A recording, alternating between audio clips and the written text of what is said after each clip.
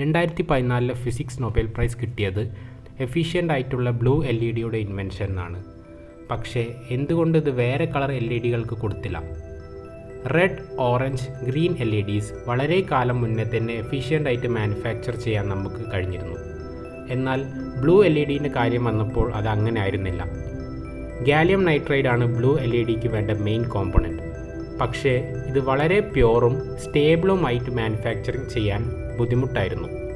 അപ്പോഴാണ് ഈ 3 Japanese scientist ആയിരുന്ന ഷുജി നക്കമുറ, ഇസാമു അക്കസാക്കി, പിന്നെ ഹിറോഷി യമാനോ അവരവരുടെ കോൺട്രിബ്യൂഷൻസ് നൽകിയത്. ഇത് ഗാലിയം നൈട്രൈഡ് ക്രിസ്റ്റൽസ് എഫിഷ്യൻ്റ് ആയിട്ടും ആവശ്യമുള്ള പ്യൂരിറ്റിയിലും മാനുഫാക്ചർ ചെയ്യാൻ സഹായിച്ചു. അങ്ങനെയാണ് ഒരു ബ്ലൂ കളർ എമിറ്റ് ചെയ്യുന്ന LED ഉണ്ടാക്കാൻ സാധിച്ചത്.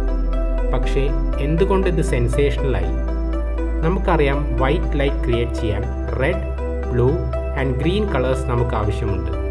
ഒരു എഫിഷ്യൻ്റായ ബ്ലൂ LED ഉണ്ടാക്കിയതോടെ നമുക്ക് ഇപ്പോൾ കാണുന്ന ബ്രൈറ്റ് ആയതും വളരെയധികം എനർജി സേവ് ചെയ്യാൻ സാധിക്കുന്ന വൈറ്റ് LEDs മാനുഫാക്ചർ ചെയ്യാൻ പറ്റിയത്.